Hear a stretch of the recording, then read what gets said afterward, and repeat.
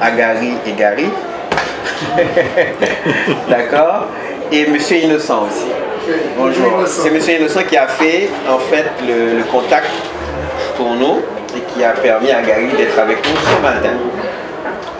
Bon, alors la question c'est... Je vais commencer moi-même avec une question à Gary pour que vous-même vous puissiez suivre. D'accord.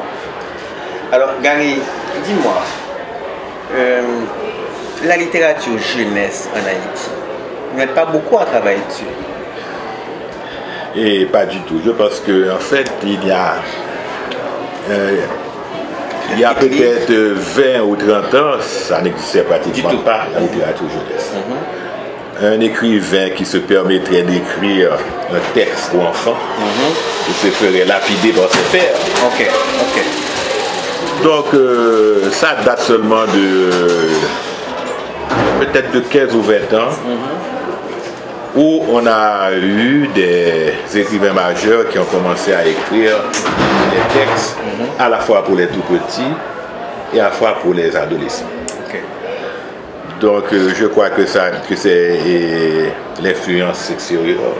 Ils ont compris ce que cela représentait la littérature jeunesse et puis maintenant pratiquement tous les écrivains majeurs sont très fiers d'avoir écrit même un texte pour les tout petits et aussi pour les adolescents.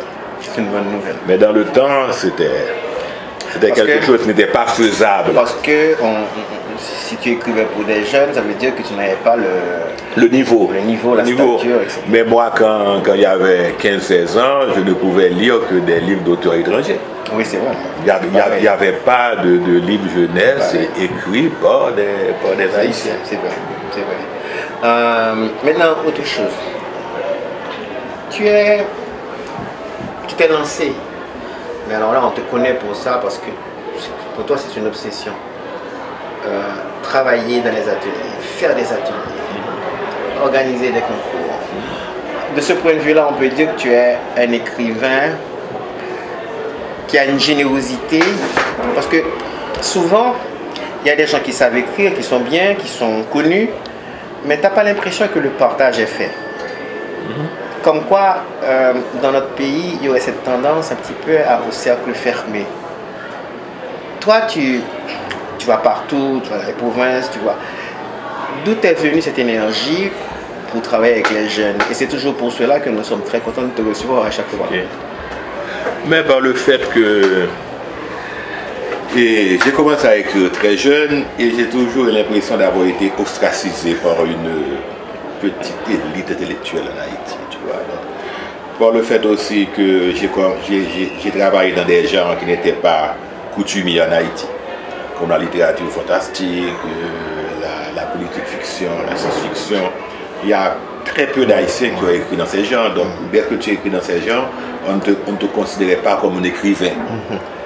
Donc pendant des années, on a dit que j'étais pas un écrivain, tout comme Daniela Ferrière, parce qu'on écrivait autrement. On avait une autre approche de la littérature.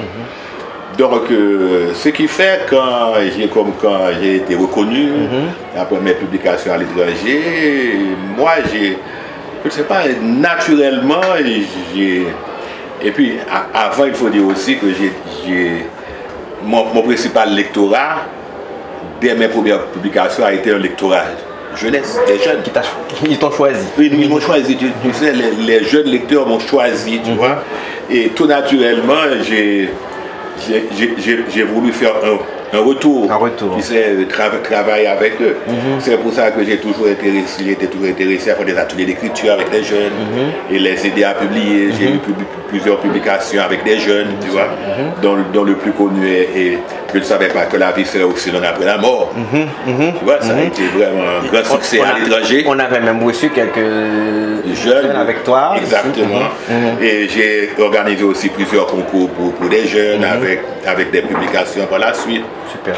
Tu vois, donc, et puis en plus, je trouve ça très intéressant de partager mon univers avec les jeunes et également que les jeunes partagent leur univers avec moi. Ce qui t'enrichit comme écrivain et comme personne. Cela m'enrichit comme écrivain. Et puis en même temps aussi, quelque chose de très personnel quand on voit par exemple Tiamina. J'ai écrit plusieurs contes pour enfants. Et bien, c'est une histoire assez curieuse de jeune fille qui s'appelle Tiamina. Et elle avait 4-5 ans. Elle me disait, papi, tu es écrivain, il faut que tu me racontes une histoire. Alors elle voulait que chaque soir, je lui raconte une histoire, rien que pour elle. Et elle me disait, il faut que le personnage s'appelle Tiamina. Wow. Donc régulièrement, je lui racontais des histoires où elle était l'héroïne. Super. Et cela me plaisait énormément. Et quand le nouveliste m'a demandé de publier des contes pour enfants, j'ai tout naturellement choisi cette héroïne, tu vois. Ça se passait entre moi et ma fille, et puis finalement ça s'est passé entre moi et toutes les filles du pays. Et toutes les lecteurs et lectrices du pays. D'accord, très bien. Et je vous laisse un petit peu la parole. J'aimerais savoir, quels sont les auteurs qui vous ont le plus inspiré par rapport à vos livres? Oh, il y a plein d'auteurs plein d'auteurs m'ont inspiré. Alexandre Dumas, Paul Féval, Michel Zévaco, mes premières lectures. Ensuite, j'ai eu, oh là là, il y a un autre, bon bien sûr, il y a Gabriel Garcia Marquez, il y a un auteur russe qui s'appelle Mikhail Bulgakov, qui a écrit un roman qui s'appelle Le Maître et Marguerite, qui est pour moi mon roman, c'est ma Bible, mon roman fétiche, tu vois. Il y a plein, les auteurs haïtiens aussi, comme Frédéric Marcelin, Jacques-Sébastien Alexis, tu vois, et Marie-Vieux Chauvet. Il y a plein, je n'ai pas vraiment un auteur. Si on me demande quel est mon auteur préféré, je me cite sans hésiter Gabriel Garcia Marquez. Ouais. Gabriel a vraiment ce débit extraordinaire. Oui, c'est vraiment, je le cite sans hésiter. Oui, Gary vous dit qu'il ne se souvient plus tellement il a lu, d'accord, et il y a justement ce rapport entre la lecture et l'écriture. Est-ce qu'il y a une autre intervention? Dédé? Oui, donc je voulais savoir comment vous aviez fait pour surmonter les épreuves de votre parcours tout en sachant, tout en vous introduisant dans un nouveau genre qui n'était pas à la mode dans ce temps-là, et comment vous avez fait avec tout ça pour retrouver votre propre style dans un genre que vous n'aviez pas trouvé vraiment de personnes qui avaient déjà tracé une voie qui pouvait vous mener à ce que vous voyez. Tu sais, je lisais énormément, tu sais, et j'étais un grand lecteur. Et mes lectures préférées étaient le fantastique, la politique, la science-fiction. Un livre par exemple comme 1984 de George Orwell, que j'ai pas cité. Un livre comme Dune qui a fait un film extraordinaire. Le Seigneur des Anneaux par exemple de Tolkien. Ce sont mes livres de chevet, tu vois. Donc tout jeune j'ai commencé à écrire. Mais c'était un plaisir personnel, tu vois. J'écrivais pour mon propre plaisir. Jusqu'à présent, j'écris pour mon propre plaisir. Donc, dès que j'ai commencé à publier, j'ai tout naturellement publié dans les genres que j'aimais. Bien sûr, il y a plein de gens qui ont aimé. Les critiques ont dit, oh, ça ne valait rien, comment voulez-vous qu'en Haïti, un jeune Haïtien écrit des textes pareils, tu vois. Mais moi, j'étais pratiquement autiste. J'étais enfermé sur mon plaisir personnel. Tu sais, l'écriture était un plaisir personnel, tu vois, j'étais uniquement là-dedans. Donc finalement, les critiques ne m'atteignaient pas du tout parce que j'étais enfermé dans ce que je faisais, même trop. Parce que quand même, il faut écouter certaines critiques également. Mais j'étais vraiment enfermé dans ce que je faisais. J'ai commencé à écouter quelques critiques bien après, heureusement, parce que si on t'écoutait avant, j'aurais peut-être coulé, tu vois. Mais j'étais autiste, j'étais enfermé dans mon plaisir, tu vois. Et c'est ce qui m'a sauvé quelque part. Moi, je crois avant tout que l'écriture doit être un plaisir personnel. C'est très important. Un plaisir, ça ne peut pas être un métier. Ça devient un métier. Mais même quand ça devient un métier, ça reste un plaisir personnel. Parce que si tu n'es pas dans ce plaisir d'écrire, tu ne feras rien de valable. Tu vois, moi, en même temps que j'aime écrire, je suis également un lecteur. J'écris, je lis. Je prends plaisir à écrire et je prends plaisir à lire mes propres histoires. Oui, mais il y a un problème lorsque vous venez de parler du genre de faire quelque chose de valable. Mais dans votre temps, ce que vous faisiez n'était pas valable puisqu'on ne l'acceptait pas. Donc comment savoir vraiment lequel est... Justement, c'est là qu'il faut avoir confiance en toi. Voilà. Écoute, mais j'avais l'habitude de lire de grands auteurs. Comment quelqu'un puisse me dire la littérature fantastique n'est pas de la littérature? Quand je sais que Tolkien, par exemple, les grands auteurs anglo-saxons, les grands auteurs allemands, qui sont reconnus, étudiés dans les universités à l'étranger, que quelques intellos et parisiens disent oh oui, ça ce n'est pas de la littérature, ça je m'en foutais totalement.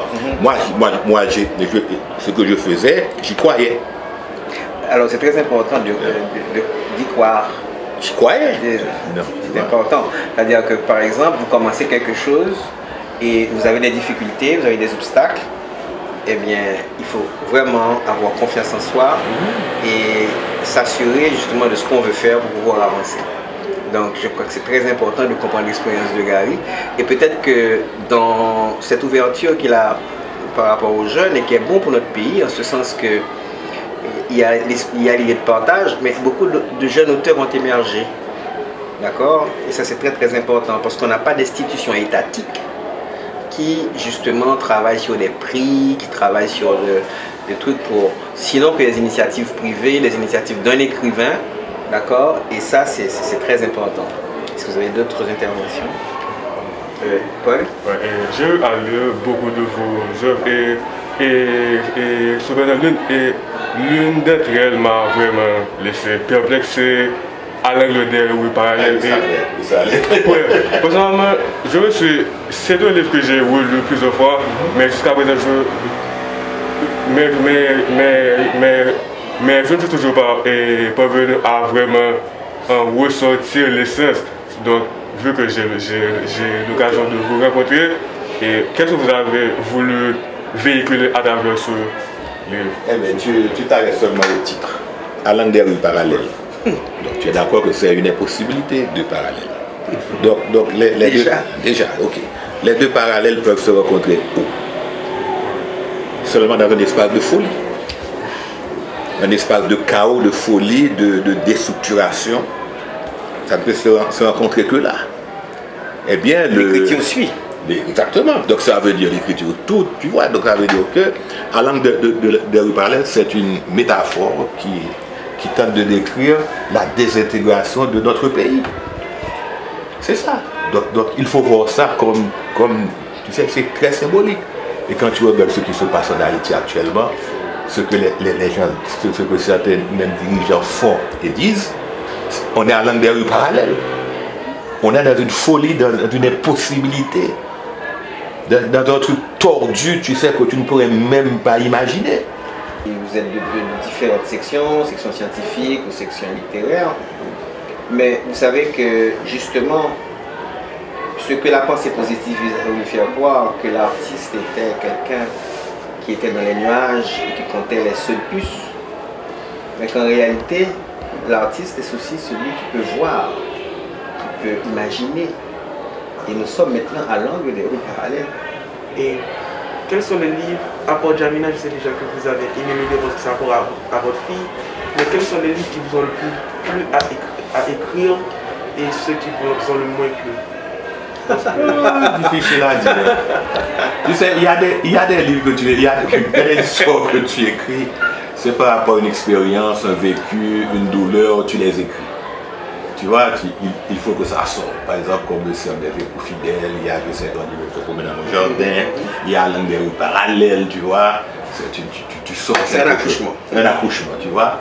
Il y a d'autres, ce sont des voyages, par exemple, comme la piste des sortilèges, tu vois. C'est Claire de Mambo. Tu as énormément de plaisir à écrire ces textes, tu vois. C'est un cheminement, tu sais, une découverte. Tu as beaucoup de plaisir à les écrire. Il y a d'autres, c'est un accouchement douloureux. Il faut que ça sorte, tu vois. Donc, mais finalement, on a... C'est plusieurs sensations. Plusieurs sensations. En fait, on prend plaisir à écrire la plupart de vos textes. Par exemple, quand j'ai écrit Collier de débris, c'était un témoignage sur le ramassage des débris après le tremblement de terre. Ça a été très douloureux aussi d'écrire un tel texte, mais ça a été aussi un accouchement, tu vois, parce que je voulais dire une douleur, quelque chose, des choses que j'avais vécues. le temps que ton quartier a été bousillé. Ah oui, surtout que mon quartier a été bousillé pour être loin de terre, tu vois. Donc, ensuite, j'avais fait une interview avec une jeune femme qui avait perdu son fils pendant le tremblement de terre. Et elle devait travailler au déblayage, tu vois. Et elle découvrait des corps parfois, tu sais, sous les débris encore. Donc c'était, voilà. Oui. En fait, on prend plaisir à écouter les textes. Il y a des textes qui sont peut-être plus petites, plus faciles à écouter que d'autres, plus douloureux que d'autres. On a quand même le même plaisir finalement à les écrire. Alors, s'il y a Océane? Est-ce qu'il y a un livre dont vous avez honte? Oui, vas-y, oui. Allez, une belle question. Une belle question. Waouh! J'ai honte d'avoir écrit. Waouh, je ne sais pas. Bon, je pourrais dire une histoire que j'ai honte d'avoir écrit. Mais ce n'est pas que j'ai honte de l'avoir écrit. Et j'ai plutôt honte que cette histoire est pratiquement réelle. Tu vois, c'est curieux, hein? J'ai honte de l'avoir écrite parce que cette histoire est pratiquement réelle. C'est la queue de Corneille Soissons qui raconte l'histoire d'un homme à qui il pousse une queue. Premièrement, il se cache, mais finalement, il va devenir connu et célèbre à cause de sa queue. Il va devenir président de la République à cause de sa queue. Et tout le monde va rendre hommage à sa queue.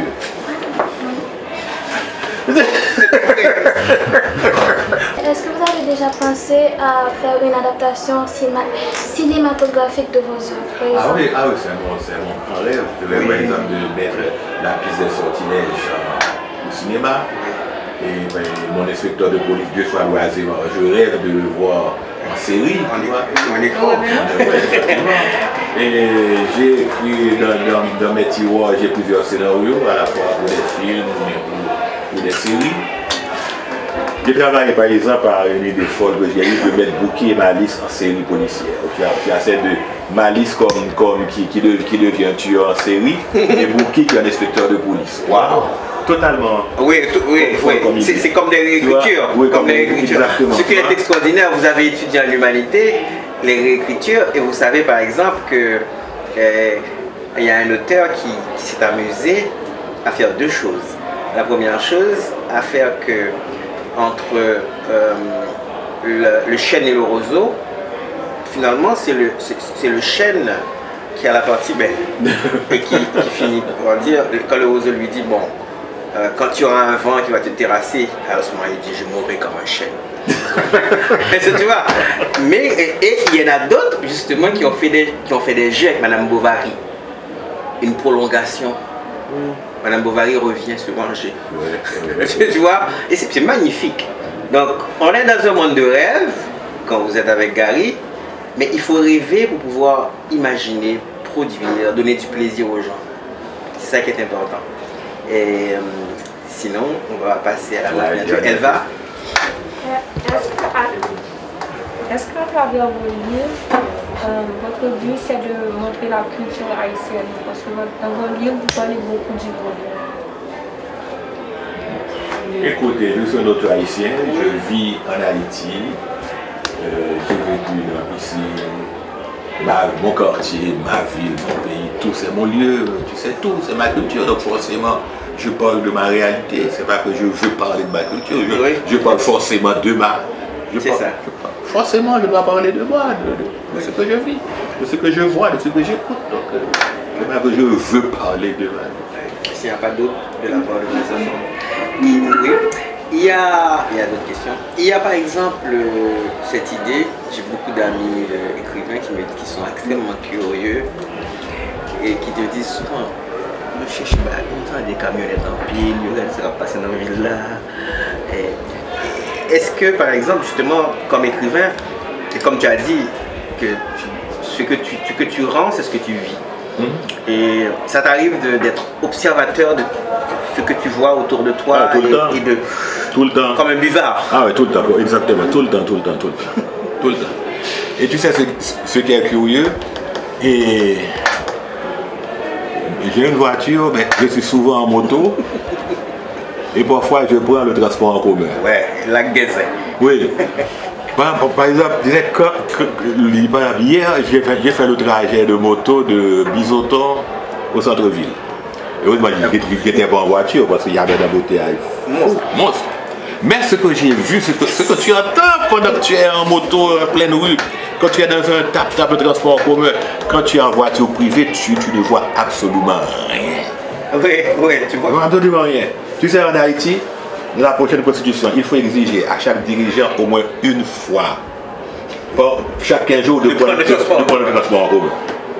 Pour voir la vie. Pour voir la vie, pour être dans la réalité. Parce que quand tu es en voiture privée, tu traverses la ville, tu n'entends rien, tu ne vois absolument rien. Et c'est même... Non, c'est extraordinaire.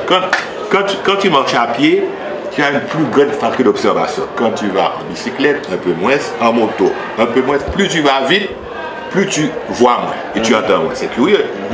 Quand tu es en avion, c'est curieux, tu ne vois absolument rien. Tu ne vois pas le paysage, tu ne vois rien. Mais je me souviens avoir entendu un maire de la capitale dire que pendant qu'il était il était en train d'enlever la boue qu'il y avait après la pluie.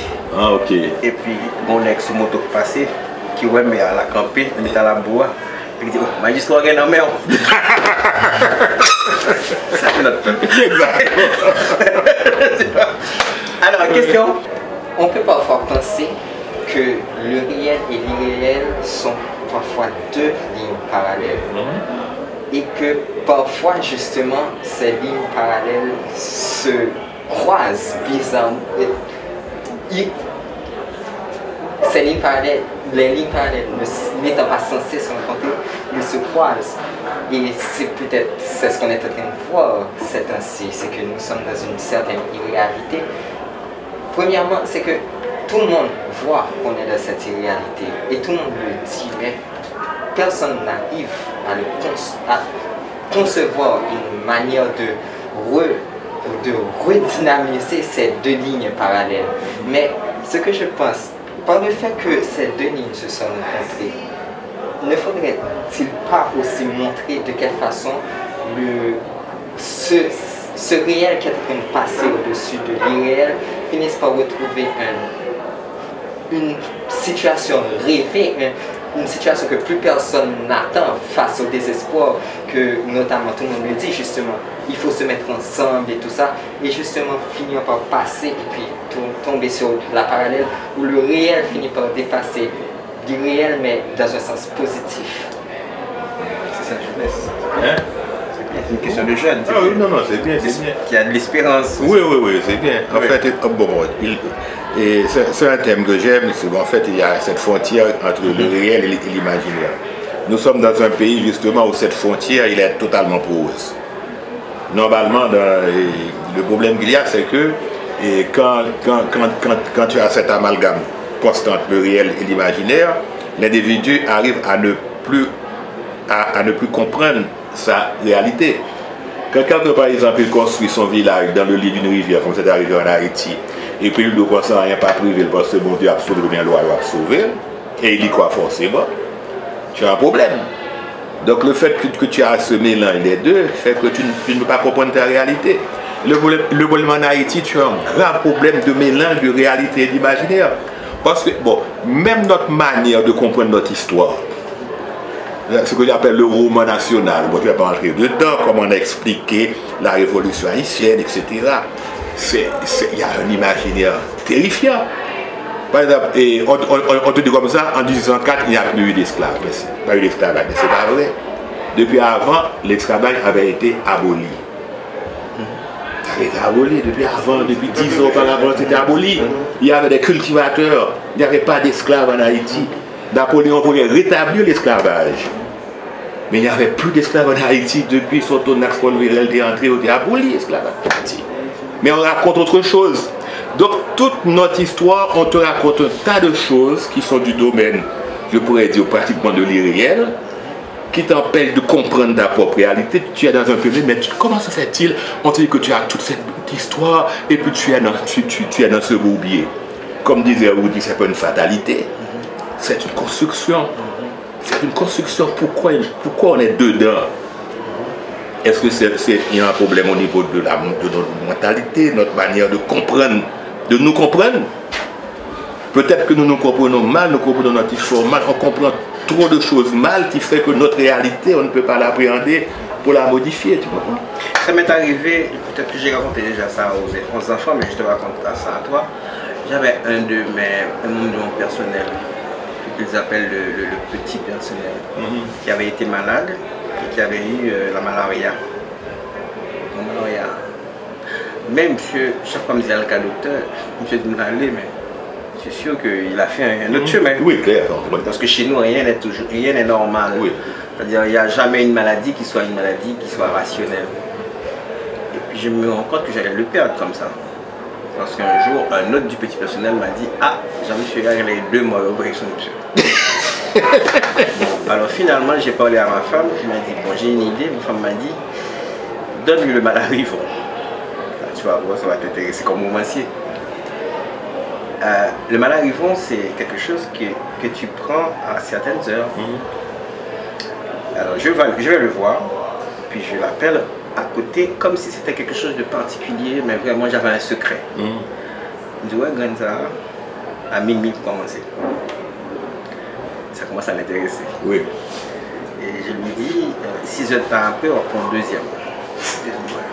Pas quitter ici.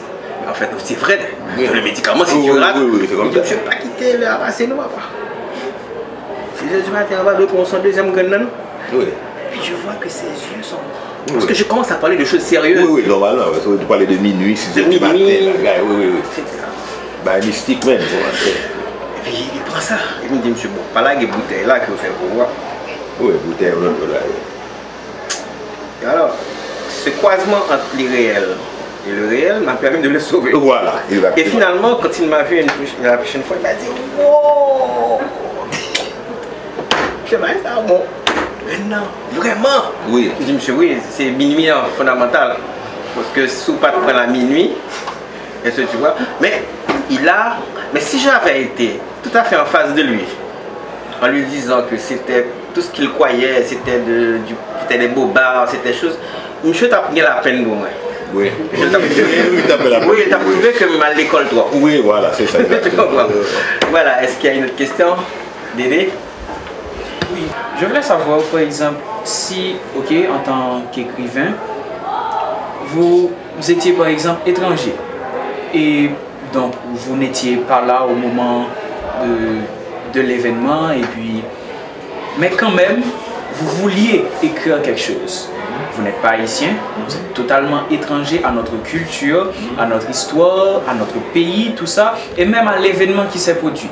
Mais cependant, vous voulez en faire une histoire, un roman basé vraiment sur le réel, mais tu veux raconter ça d'une manière, vous voulez, désolé, raconter ça d'une manière à émouvoir les lecteurs. Comment faire? Mais tu as la réponse dans ta question. Tu as parlé d'émotion émouvoir. Pour quelle raison le site, on le joue n'importe où, on aime. Grand de la Rosée, n'importe où. Dans Collier de débris, c'est l'histoire d'une femme qui est dans le déblayage. Elle a perdu son fils. Elle n'a jamais retrouvé le corps de son fils. Enseveli quelque part, elle ne sait pas où. Pendant qu'elle fouille, de temps en temps, elle et son équipe, elle trouve un corps.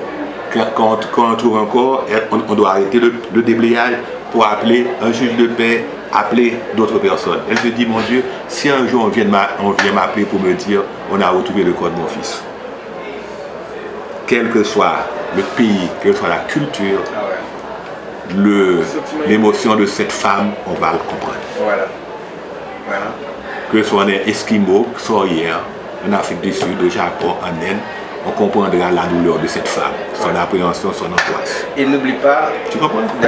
Gary, si tu permets, que la question de la terre, la question de la terre qui bouge, et la question, ce sont des questions qui sont dans toutes les têtes du monde. La question peut-être qu'on soit frappé par un astéroïde un jour. Oui.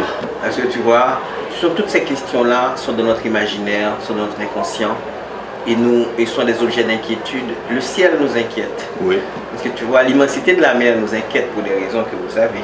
D'accord? Donc, et puis, comme Gary a dit, ce qui arrive à la littérature, c'est parvenir à la condition humaine. parvenir à un niveau où le Ous va te lire et va sentir. Une femme qui cherche son enfant, écoutez, toutes les mères du monde vont éprouver les émotions. Autre question? Oui, on vient de parler justement de cette façon de parler qui est assez compréhensible par tous, c'est-à-dire qui est assez universelle. Mais comme je le disais, nous avons une société complètement désespérée et inculquer de l'espoir dans un fer, en fait, forger un fer solidement, c'est très difficile. Mais vous écrivez pour les enfants. Aussi pour les enfants. Aussi. Excusez-moi. Mais vous écrivez aussi pour les enfants. Est-ce qu'il ne faudrait pas trouver ce langage pour arriver à leur dire, pas comme on le dit dehors, parce que tout le monde l'entend. Tout le monde l'entend et on dit qu'on le comprend, mais ce n'est pas forcément vrai. Et c'est sur ces enfants qui devraient avoir de l'espoir, parce que quand ils n'ont pas de l'espoir, ils finissent dans ces mêmes gangs. C'est clair, c'est clair. C'est un défi, les textes que tu écris. Tu vois. Par exemple, écrire par exemple, Djamena, d'accord, c'est expliquer aux enfants. Ça a été un tout totalement fou pour moi pour arriver à écrire un texte pareil. C'est tellement complexe. Comme expliquer à un enfant, c'est pas la magouille, c'est quoi? Tu vois, c'est extrêmement compliqué. Donc c'est un défi. Est-ce qu'on peut y arriver à 100%? Je ne crois pas. Tu essaies d'arriver à faire quelque chose. Mais comme tu dis, c'est un défi permanent, tu vois. Merci mes enfants, ça a été un plaisir. Gary, je pense à bien aimer la conversation. Vraiment, ça a été super. D'accord, donc bravo. En sortant, vous demandez. Bravo. Tu dis chérie, la photo commence maintenant. Tu as déjà acheté? Ah ben oui, mais allez, vas-y. Et alors Gary, Monsieur Innocent, ça se passe comment? Ils viennent d'abord te voir? Ah ben d'accord, ok.